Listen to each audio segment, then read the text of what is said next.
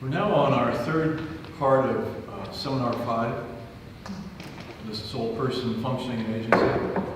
We're looking at person and character concepts, and today, specifically looking at soul person knowing, desiring, deciding, and acting, along with some other things that are important internal functions, but also important for our relationships. So, in our reading assignments, what does it mean for the person and character level mentor or coach to have a relationship focus when helping clients? What does that mean? Why is that important?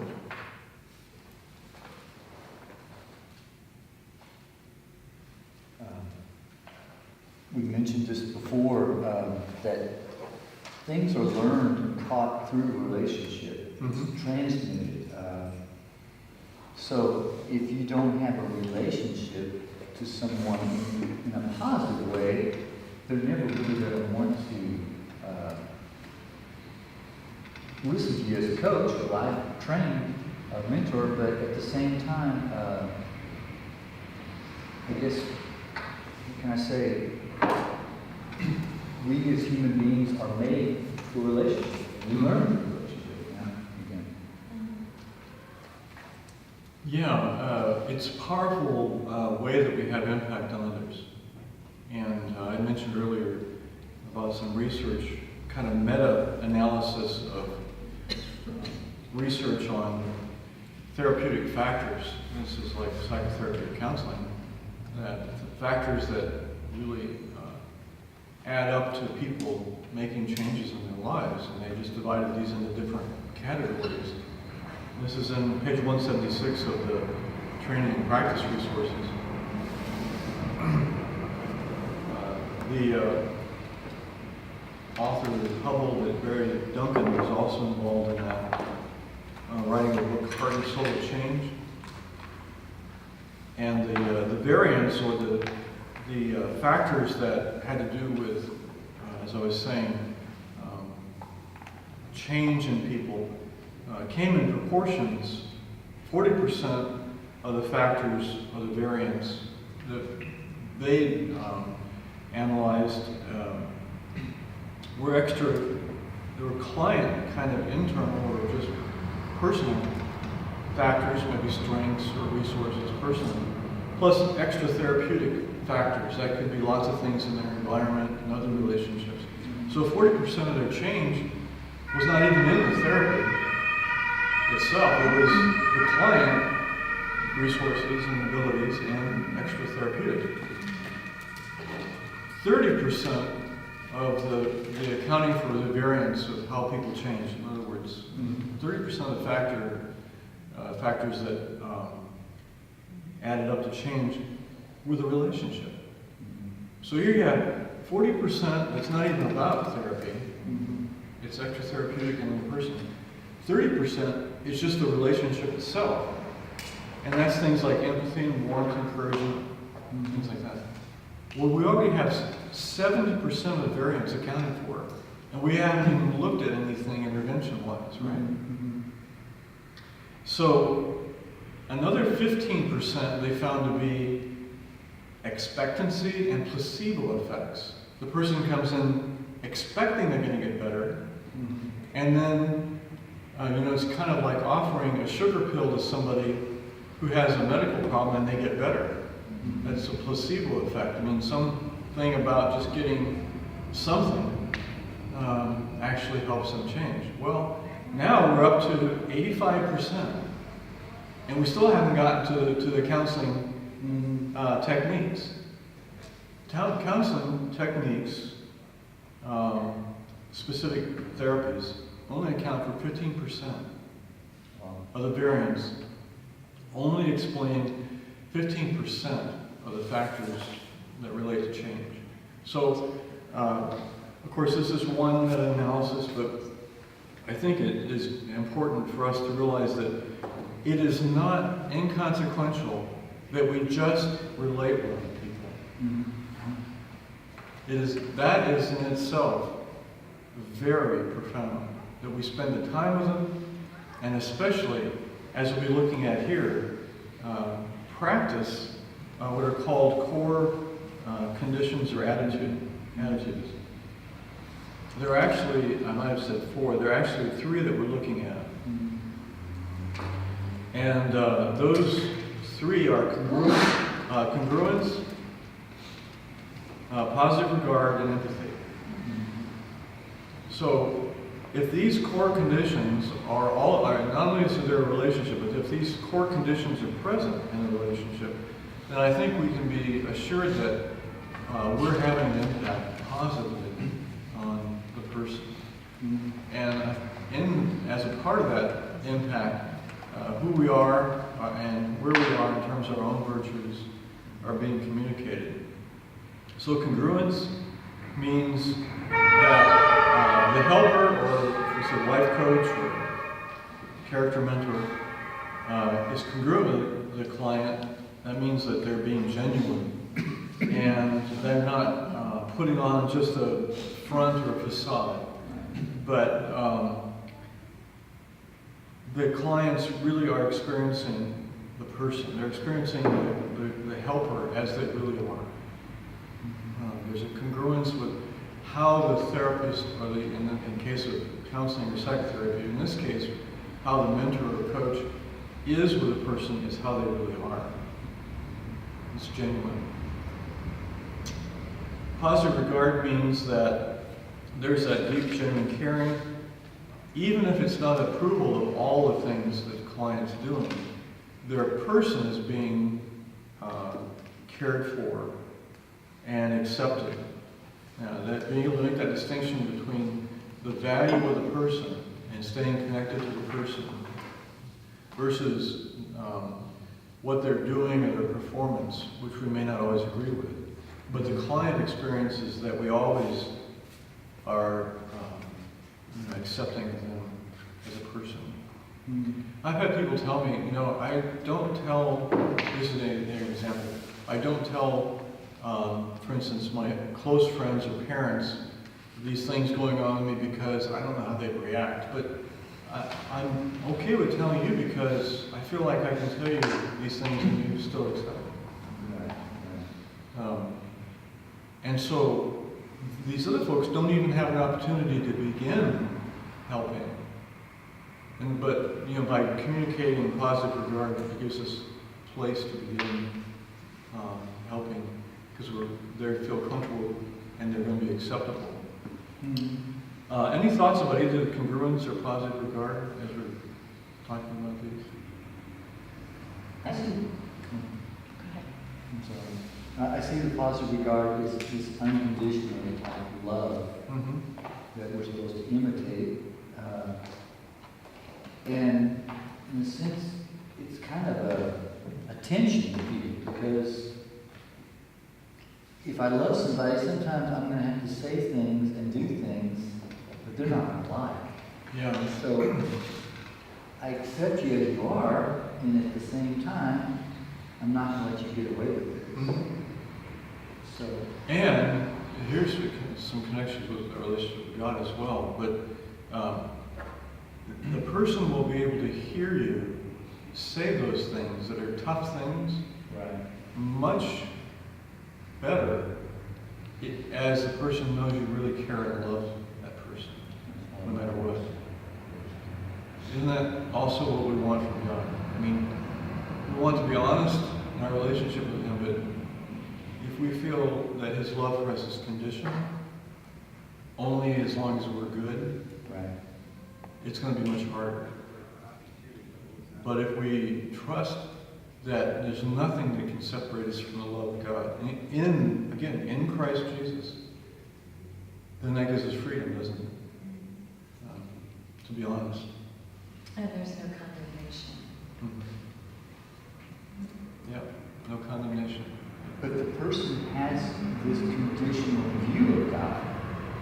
If a person has that? If they has that, they're going to project that on to us, right? even if we're not being that way. Yeah, it's going to be one of the barriers, isn't it, until we get past it.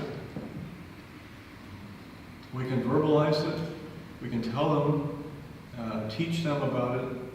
They have to begin trusting it too, don't they? And I think they'll test us a little bit. Throw something out there, see how we react. Exactly. Do we really still communicate our love for them, even if they give us a little bit of negative? Mm-hmm. Yeah. Empathy, the third one that we're looking at there. Sometimes there are more of these talked about. These are the primary ones, I believe. Empathy is the ability to understand what a client is feeling. This refers to the mentor or coach's ability to understand with sensitivity and with accuracy, but not sympathetically, what the client is experiencing and feeling in the here and now. And when I'm saying sympathetically, that would be communicated in a kind of placating, oh, you poor person, I really feel bad for you, that must be awful. And we can say some of that, but we can't go too far because it can begin to feel like we're just sort of patting them on the head, and feeling sorry or pitying them. But if we can verbalize back to them our understanding of what they're feeling, or what they've communicated to us, then they know that not only are we connected with them, but that we really do know what they're going through. And that's really helpful, to have somebody in their life who understands.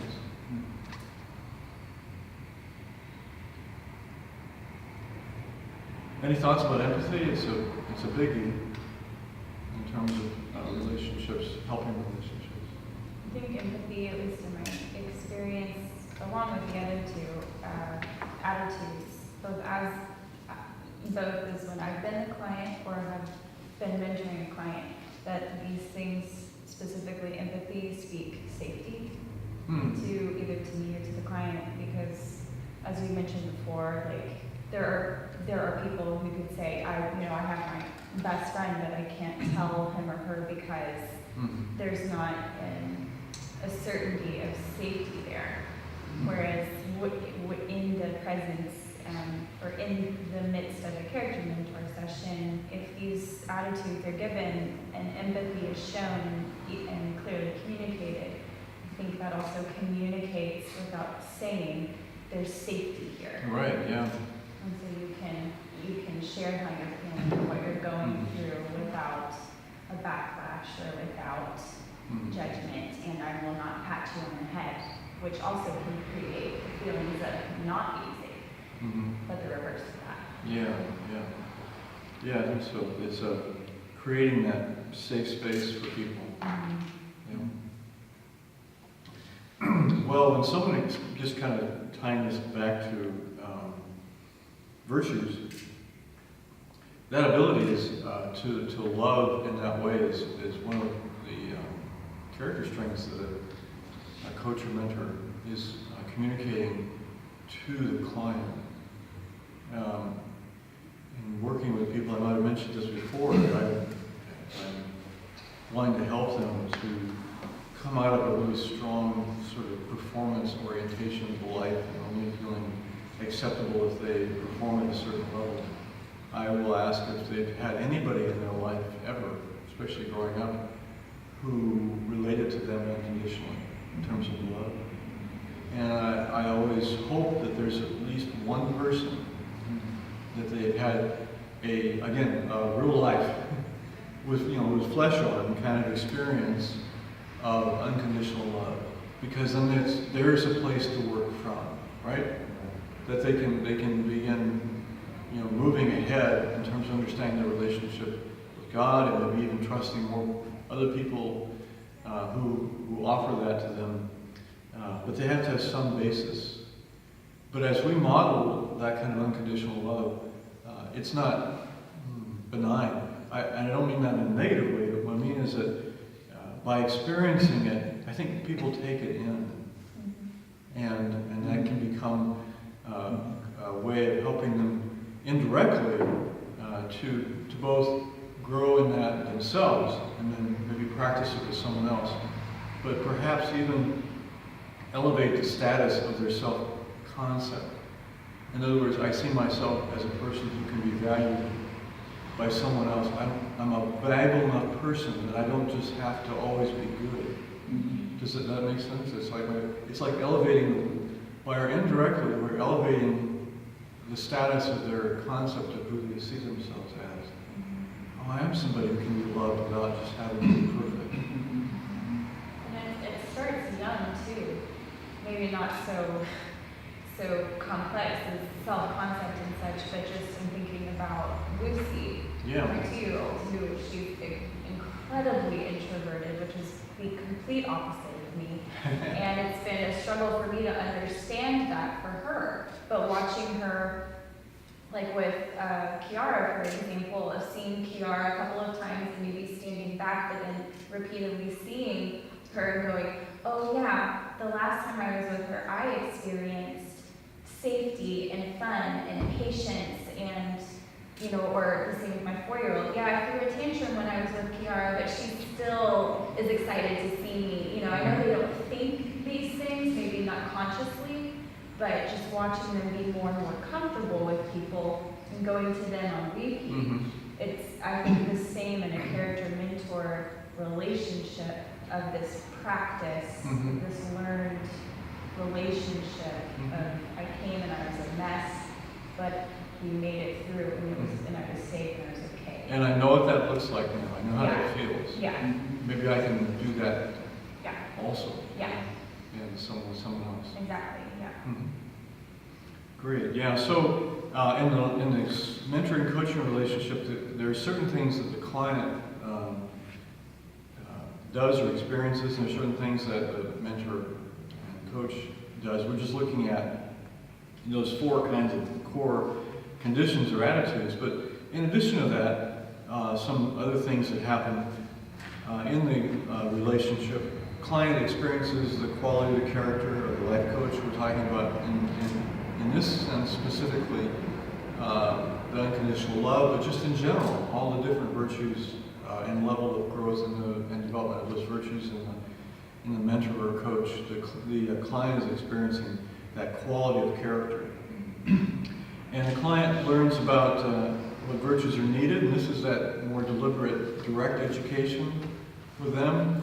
In other words, when they get ready to take action towards reaching some goal, what kinds of virtues need to be present or present to a greater degree for them to be able to do that. Do they need more confidence or more courage or more peace or more self-control or discipline? And so the client learns about the virtues that are needed to live out these things and to be active and also then to be practicing actively to develop those character qualities, to maybe do something with the expectation that it will grow my courage if I just try. Maybe to be assertive with somebody at work or some other place. Then the client is moving toward a closer real-time here-now relationship with God or improved utilization of higher power as a not consciously Christian person. So we would hope that's happening for the client, that at the same time, as if they're a believer, a regenerate person, that this whole process will encourage them in their relationship with God. But the mentor or coach in this relationship, as we were talking about empathy, listens attentively to the client telling their story, does not deny that there's emotional pain or psychological issues, although not treating those, acknowledges that they're there, chooses to help the client through the strengthening of virtues and living it out and relating to the client, demonstrating those kind of virtues, what they look like. Points the clients to a means of receiving grace from God or improving the use of higher power. Now this is where you can add in at any point you feel the need, some kind of spiritual practice or discipline that will help them. Maybe they do need to spend some more time meditating on passages or verses or in prayer.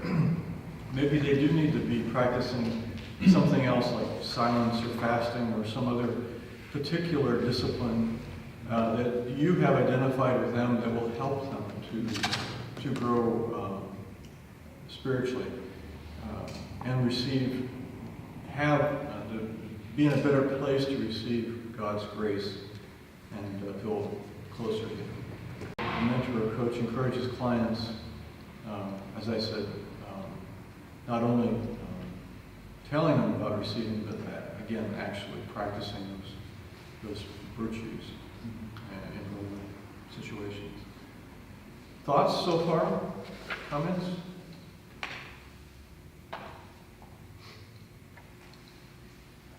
A lot of pressure on the mentor to be Jesus, to this person. Yeah. So, well, it's hopefully just natural, can be natural too, just to feel that we really have been growing and changing, and we can give it to others. A question I thought of, I don't know if it may be more suited for brain management conversation, was thinking it through times where I've been doing the character mentoring with someone that, and it came very easily or it came very natural to have these attitudes with them. And then what happens though in the brain when I'm attempting to have these same attitudes and actions with people I know very well. And what is the difference between talking with someone and being able to show those attitudes in a very sincere way, and then, for example, being in a discussion with my husband, and then that whole empathy thing is like, and what's happening there? What is going on in the brain that makes it actually more difficult to have those positive attitudes with people I know and love deeply? Let's hold that question for the brain management part, and in particular self-distancing. And we'll be looking at that. Okay. Okay, I'm going to go through some of this rather quickly. You can go back into the reading assignments, and you already have done that, but you can check back to clarify if there are some things. The not consciously Christian, just remembering that they are designed the same way we are in terms of having material brain and body and immaterial soul. It's just that they haven't undergone this regenerative work. But because of God's common grace and because of the basic design that we are, all people are, we can expect that there can be some progress. Although we have to maybe modify a bit the goals. For instance, they may not, even as a not consciously Christian person, may be the actual word God triggers them, and we have to substitute something like ultimate meaning, but in the books I talked about maybe higher power, like some of the AA type groups do. So it's going to remove something, because now they don't have a real person they're relating to. It's not really relating to God, they're relating to something more transcendent, an idea or an ultimate sense of meaning out of something. But they are able to make progress. They're able to make progress in setting specific situational goals with you and reaching some amount of change in that regard. They're capable of a certain amount of growth, like we are as believers. They are as well in terms of virtues. It's just that they're coming at those virtues and their desires of their soul person in a non-redeemed way. And so we're going to find that they'll struggle a bit more with clarifying the right thing to do, having the ability to carry it out, because not having the power of the Holy Spirit working in their lives. And there's just still being a certain contamination, even at that level, of who they are, of not having now been been made new in their desires. So we don't want to disparage or work with unbelievers. It's very important as well. We don't want to minimize their value and worth as persons, but we do want to understand that there is a difference in terms of potential, overall potential that we're talking about. Okay, so I'm going to move on to looking at the functions of the soul person with you all. And that was what originally I mentioned as one of the main things about this section. And let's spend some time there.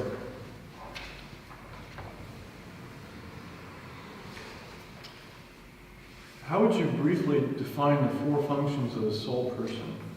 Well, that was the question I gave you all as a study question as you're reading material. And this particular material is coming from,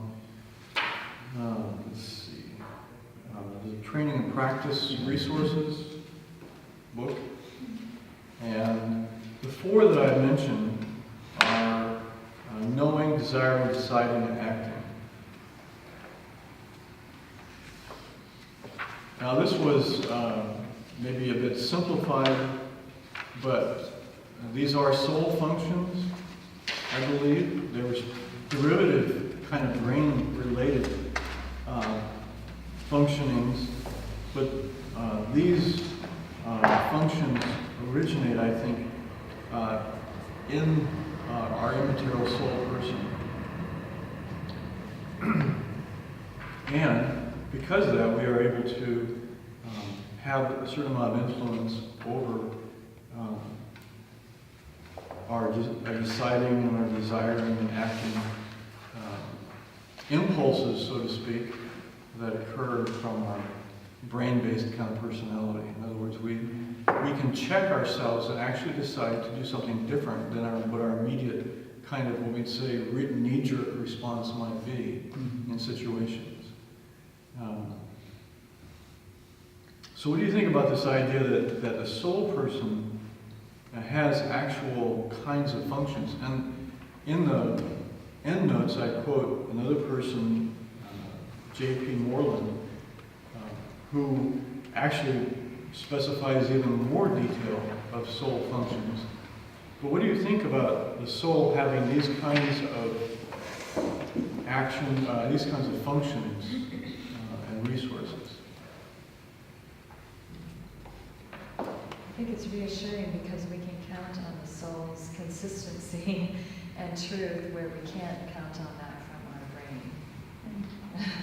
Yeah. So it's reassuring to know that these functions are in our soul that can be stronger than what our brain is telling us. Help us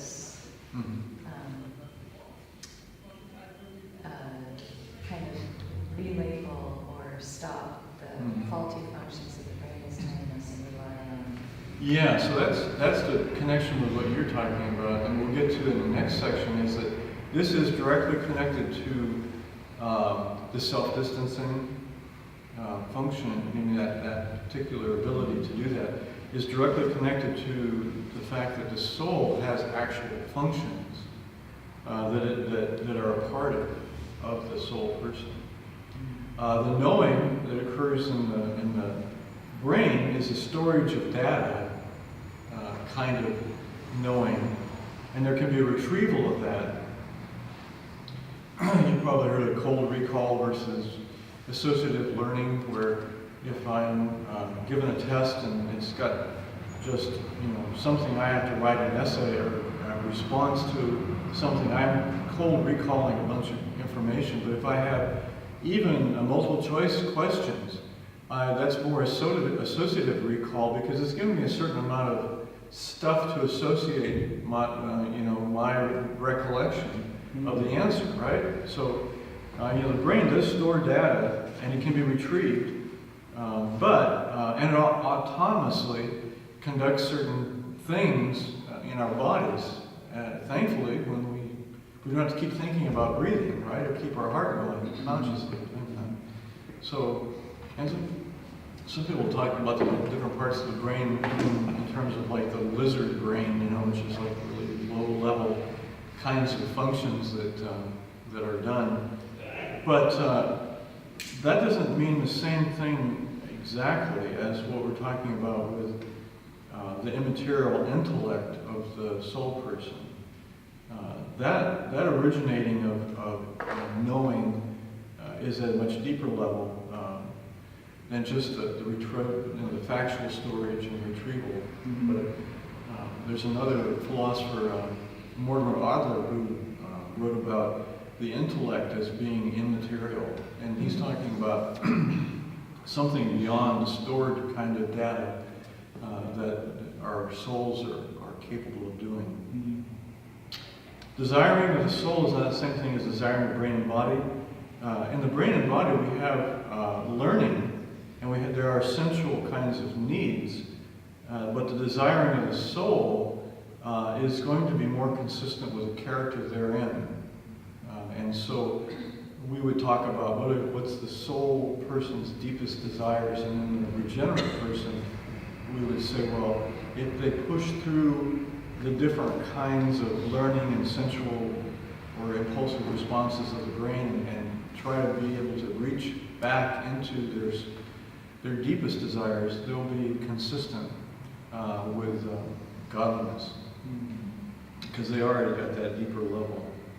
I'm thinking about times where how I used to treat myself before I realized, before conversations about being a whole person, soul person, of dealing with anxiety, but not having the vocabulary or the understanding of what to do with it in the moment, Mm-hmm. versus now when I still struggle, but then look inward and go, like, oh yeah, I have this, like you said, like this assurance, this safety, and then that brings out feelings that brings out the virtues of having hope that I can override, and then compassion towards myself of there is this physical part of me, Mm-hmm. but if I'm tapping into that on purpose, then Mm-hmm. I have these virtues that start rising that go, oh Mm-hmm. yeah, and Mm-hmm. I can do this, that, and the other.